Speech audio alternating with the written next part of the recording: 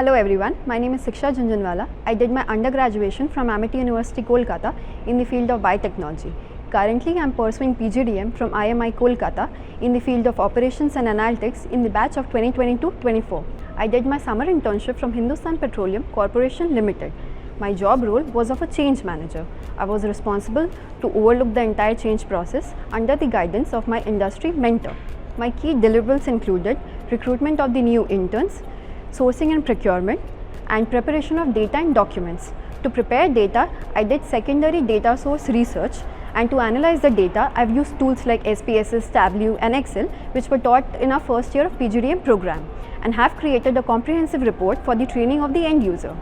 My key learning was about ERP systems, the factor which a company needs to consider before choosing an ERP system, the various modules which are there, the cost which will be used to implement the system, the benefits, the drawbacks, and also the ease of use for the end users.